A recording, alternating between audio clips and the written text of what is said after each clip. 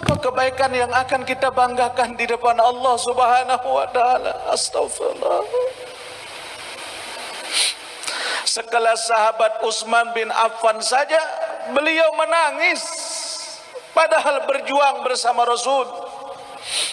Padahal beliau mengorbankan semua hartanya untuk perjuangan Rasul sallallahu alaihi wasallam. Kita yang tidak ada apa-apanya Bapak Ibu, ya Allah, jadi sahabat tidak, jadi orang soleh pun juga tidak, hafal Quran pun juga tidak.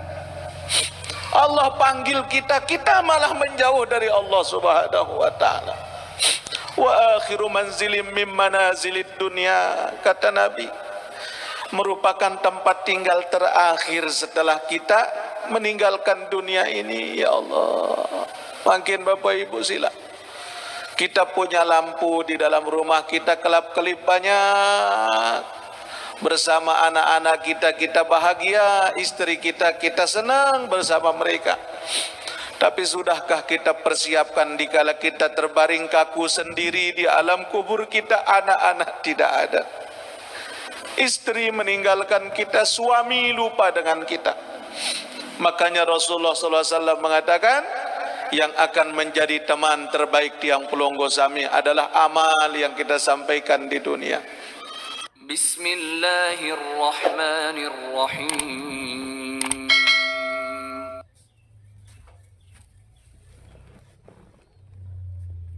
Sallallahu ala Muhammad sallallahu alaihi wasallam, sallallahu ala Muhammad sallallahu alaihi wasallam. Ya Nabi salam alaika, ya Rasul salam alaika, ya Habib salam alaika, salawatullah alaika. Anta syamsun anta badrun anta nurun fawqa nuri, anta syamsun anta badrun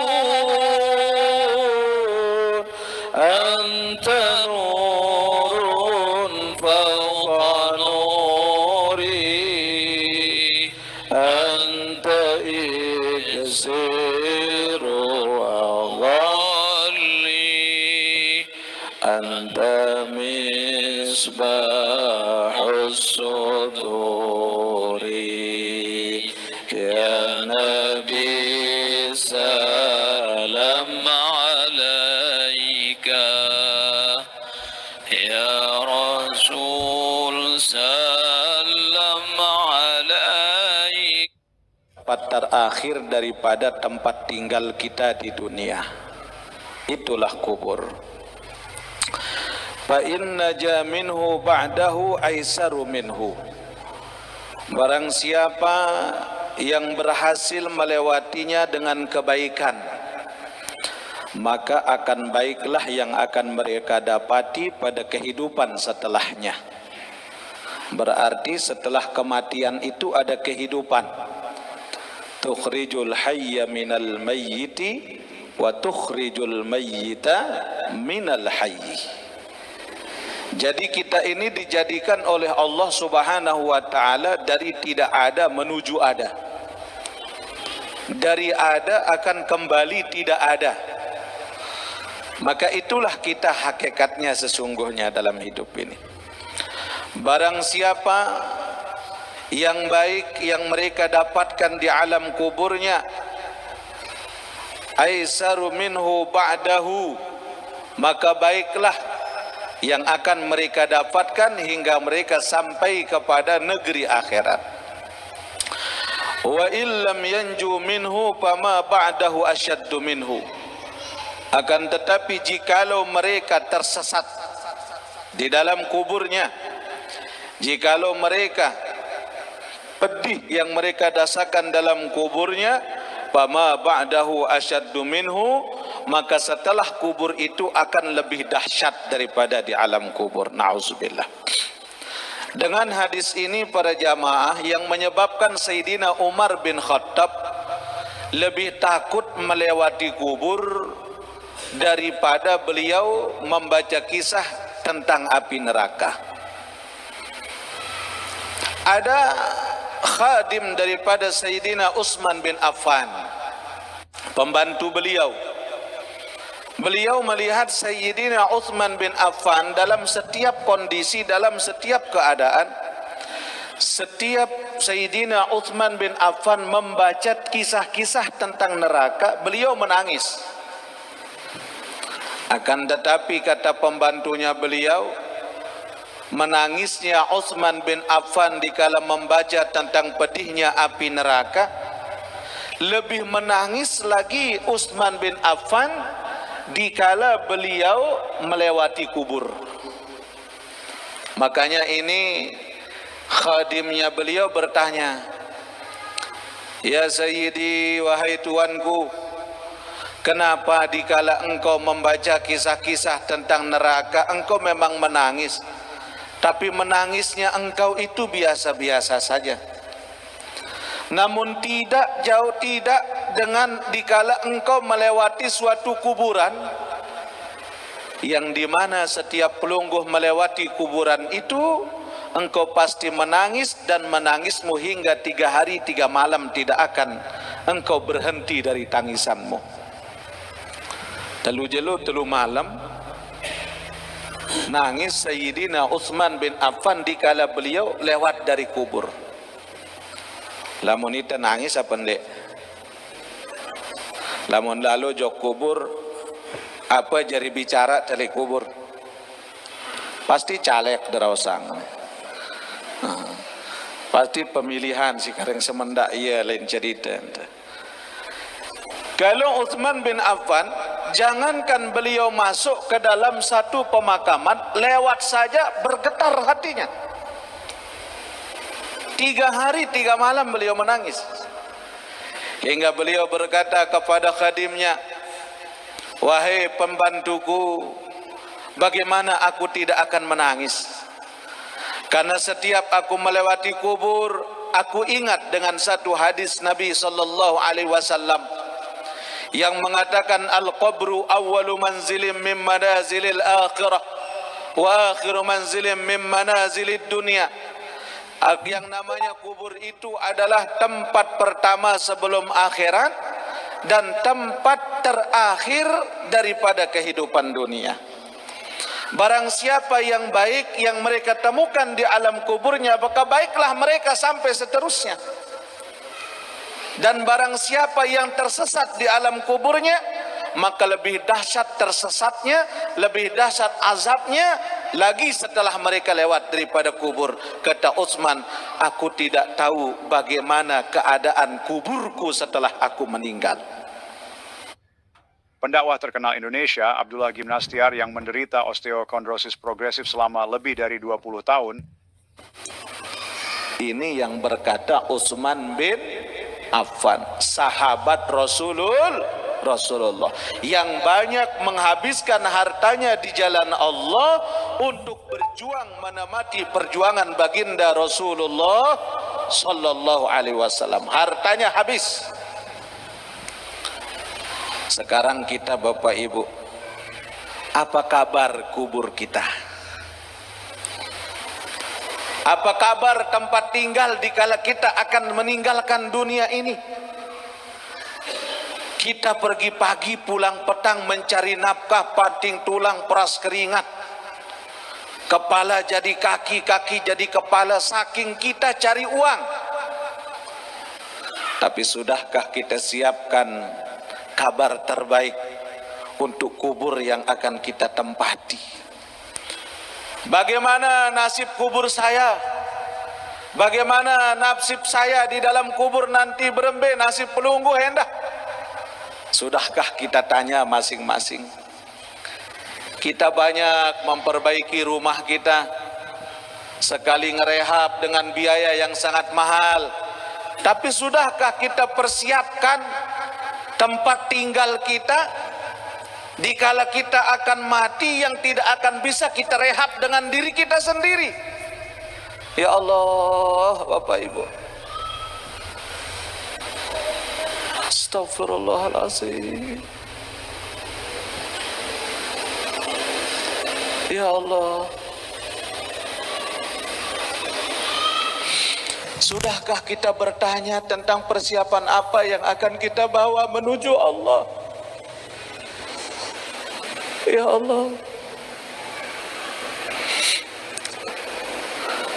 Apa kebaikan yang akan kita banggakan di depan Allah Subhanahu wa taala? Astagfirullah. Sekelas sahabat Utsman bin Affan saja beliau menangis padahal berjuang bersama Rasul. Padahal beliau mengorbankan semua hartanya untuk perjuangan Rasul sallallahu alaihi wasallam. Kita yang tidak ada apa-apanya, Bapak Ibu, ya Allah, jadi sahabat tidak, jadi orang soleh pun juga tidak, hafal Quran pun juga tidak. Allah panggil kita, kita malah menjauh dari Allah Subhanahu wa taala. Wa akhiru manzilim min manazilid dunya, kata Nabi, merupakan tempat tinggal terakhir setelah kita meninggalkan dunia ini. Ya Allah, makin Bapak Ibu sila, kita punya lampu di dalam rumah kita kelap-kelip banyak, bersama anak-anak kita, kita bahagia, istri kita, kita senang bersama mereka. Tapi sudahkah kita persiapkan dikala kita terbaring kaku sendiri di alam kubur kita, anak-anak tidak ada, istri meninggalkan kita, suami lupa dengan kita. Makanya Rasulullah SAW mengatakan, yang akan menjadi teman terbaik tiang pelonggo sami adalah amal yang kita sampaikan di dunia. Ya Allah, Bapak Ibu, siapa sih kita ini? Ya Allah, siapalah kita di mata Allah? Lantas, apakah tiang pelungguh akan membanggakan amal kita? Amal kita belum tentu ikhlas, saudara sekalian. Apakah kita akan banggakan solat kita? Solat kita masih banyak yang belum khusyuk. Apa kita akan banggakan sedekah kita, rizki kita? Sedekah kita belum seberapa bila dibanding dengan nikmat Allah yang sudah kita terima. Kalaupun kita akan hitung nikmat Allah ini, tidak akan sanggup untuk kita hitung banyaknya. Makanya tiang pun Bapak Ibu, kalaupun membaca hadis ini, tiang pun khawatir dengan diri saya sendiri di mata Allah Subhanahu wa taala. Tiang pun khawatir. Astagfirullah. Yang kita banyak pernah mengeluarkan air mata saudara kita, mengeluarkan air mata ibu dan ayah kita, dan mereka meninggal dunia belum sempat kita minta maaf kepada mereka. Astagfirullahaladzim. Fa in naja minhu ba'dahu aisaru minhu. Kalau kita selamat di alam kubur, selamat kita sampai kehidupan akhirat. Amin ya Allah ya Rabbal alamin. Makanya Bapak Ibu, pantas orang-orang yang dikala mereka dibawa ke kuburnya di atas keranda, kata Nabi, idza duyi'atil janazah wahtamala ar-rajulu ala a'naqihim, apabila itu janazah dipikul oleh seorang laki-laki di saat dibawa mereka ke tempat pemakamannya, fa in kana salihan, jikalau yang mati itu adalah orang saleh, maka dia berkata qaddimuni qaddimuni qaddimuni, percepat langkahmu karena aku rindu berjumpa dengan Tuhanku. Itu kalau orang-orang yang saleh. Wa in kanat ghairi solihatan, tapi jikalau yang mati itu adalah orang yang munafik, orang yang musyrik, orang yang jauh dari Allah Subhanahu wa taala. Mereka akui Allah tapi mereka tidak kerjakan apa yang Allah syariatkan. Maka mereka berkata kata Nabi sallallahu alaihi wasallam, ya wailahu aina tazhabuna biha, lima tazhabuna bi. Celaka aku kemana aku akan kalian bawa, lima jauh aku pada ni. Kita belum tahu apakah kita akan masuk pada golongan pertama ataukah kita masuk pada golongan yang kedua, kita tidak tahu. Bapak Ibu, sekarang kita banyak muhasabahnya. Malam ini terakhir kita di tahun 1444 Hijriah. Besok malam kita sudah masuk 1445 Hijriah. Dokter tidak mengobati diabetes Anda. Nama saya Anies Baswedan dan saya telah berjuang melawan. Apabila di tahun yang akan datang lebih baik daripada tahun ini, maka kita termasuk orang-orang yang beruntung. Namun apabila tahun yang akan datang lebih buruk amalan kita daripada tahun ini, maka tidak ada harapan kita untuk menjadi orang yang selamat di sisi Allah Subhanahu wa taala. Mudah-mudahan tiang pelungguh dibimbing oleh Allah Subhanahu wa taala dengan iman. Semoga Allah jadikan kita menjadi hamba yang istiqamah, menjadi hamba yang ikhlas, menjadi hamba yang mendapatkan syafaatul uzma dari baginda Nabi besar Muhammad. Salatullah salamullah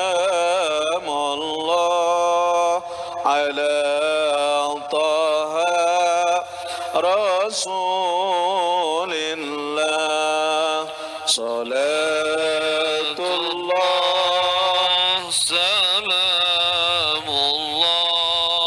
ala yasin habibillah.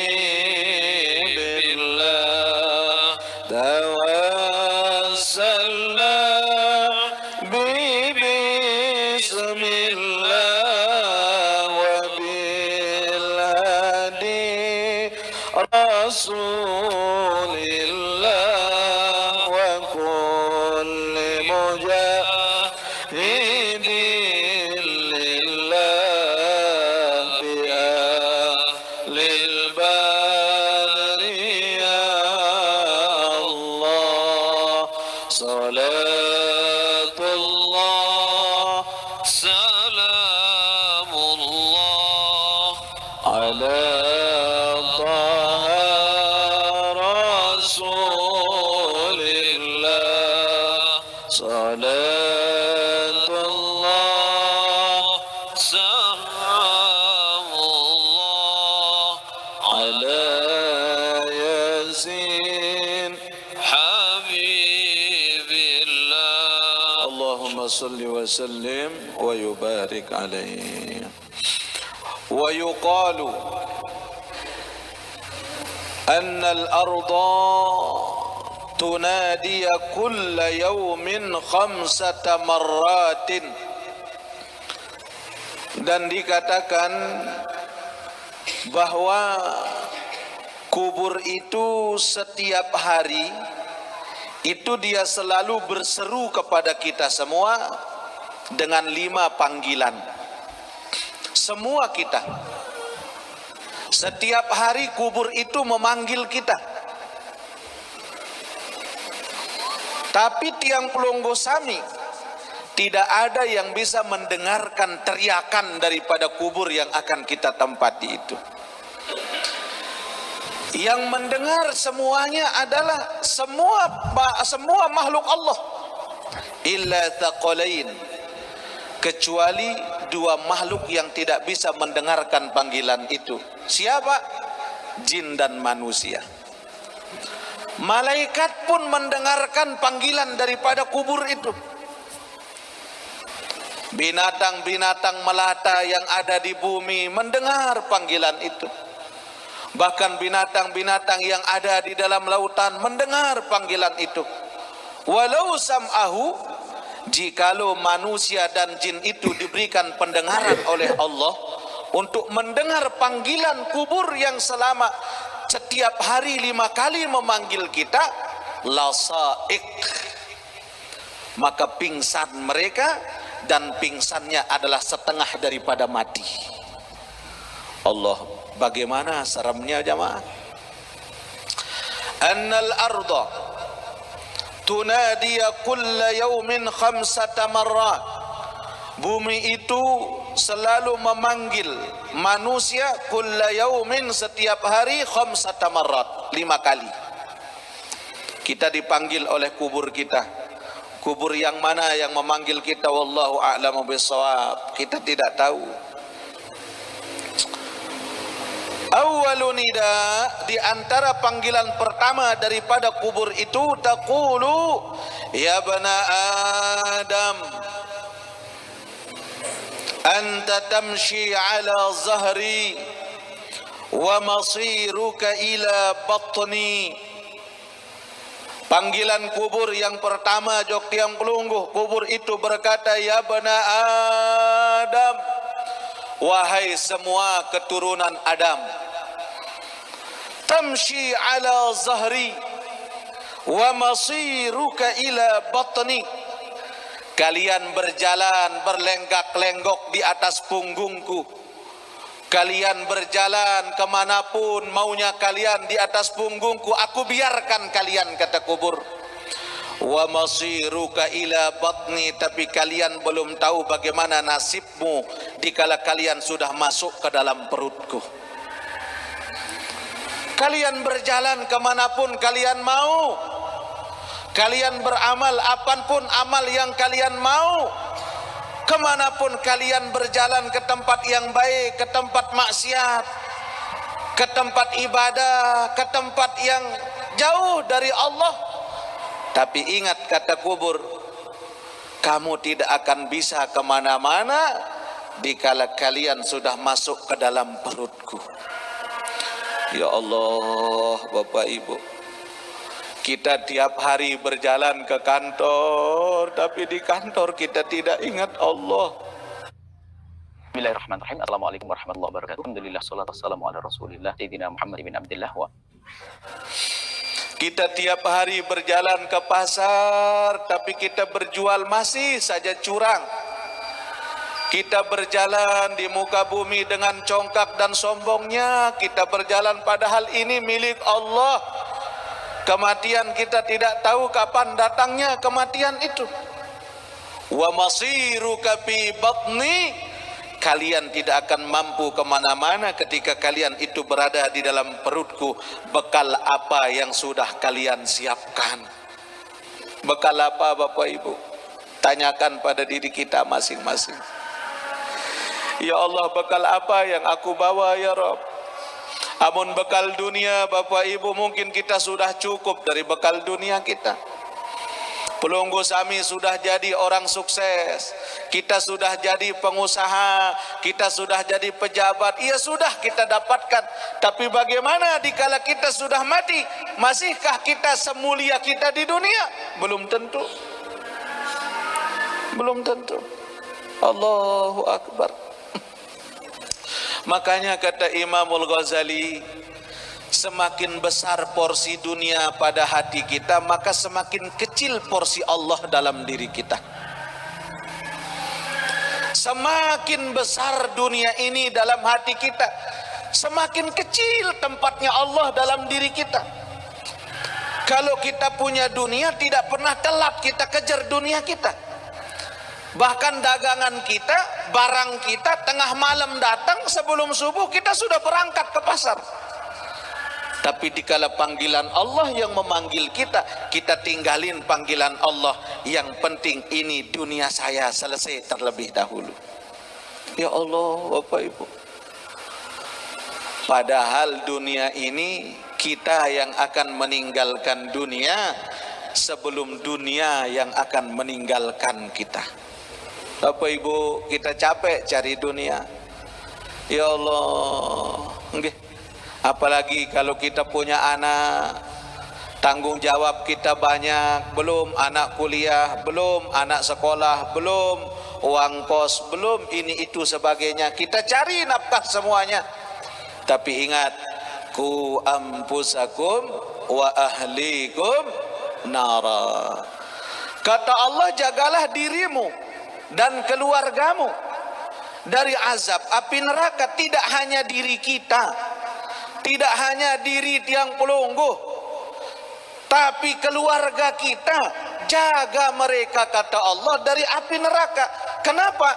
Bisa jadi engkau soleh, tapi dengan sebab anakmu yang tidak mengenal Allah, maka orang yang soleh akan digeret ke neraka dengan sebab anaknya tidak kenal kepada Allah. Sesoleh-soleh pelungguh sebagai seorang ayah, serajin-rajin pelungguh hadir ke majelis taklim, tapi kalau anak kita tidak pernah ibadah, anak kita tidak kenal Allah, kita orang tua lebih dahulu masuk neraka daripada mereka. Na'udzubillah. Ya Allah. Makanya akad yang kalau bahas niki mulen dia tiang bahas cuma onek lek mobil karena dari pagi jadwal tiang ndak lihat ndak murojaah mu maka mu iya dari tiang malam niki. Ya Allah, mula jak kelompak mula niki di kebani. Allahu akbar Bapak Ibu. Kubur memperingatkan kita, kalian berjalan di atas punggungku, apa yang kalian mau kalian lakukan.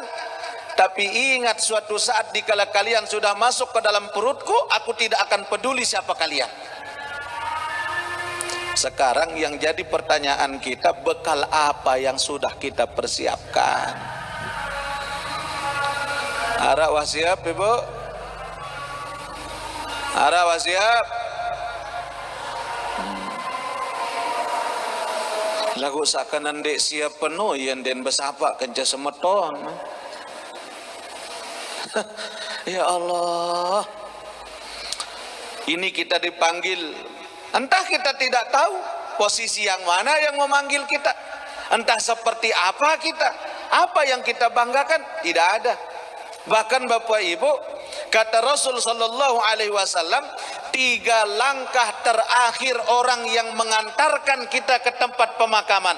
Langkah terakhir orang yang paling akhir pulang dari tempat pemakamannya kita, 7 langkah mereka dari arah kubur kita, barulah malaikat itu datang menghampiri kita. Ya Allah, subhanallah Bapak Ibu. Angka ini sudah modal kita, bekal kita, amal saleh. Kita ngaji apapun kata orang, ngaji baik sila. Masih ada ngaji-ngaji lo untuk enggih, karena saya tahu amal saya masih kurang.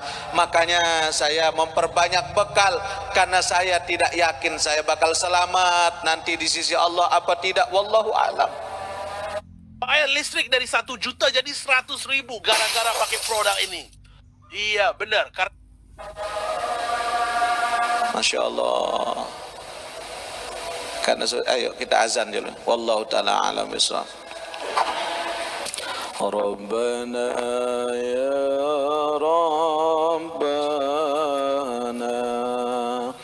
zalamna anfusana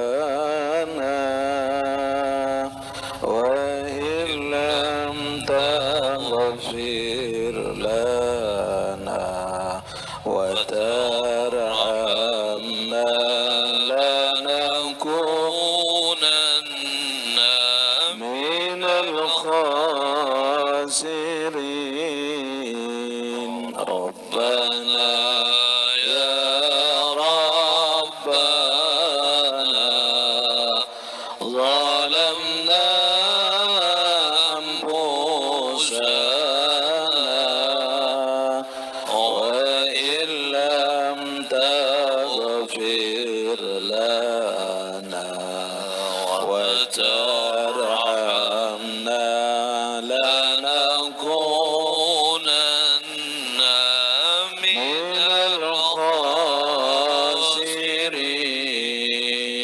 ربنا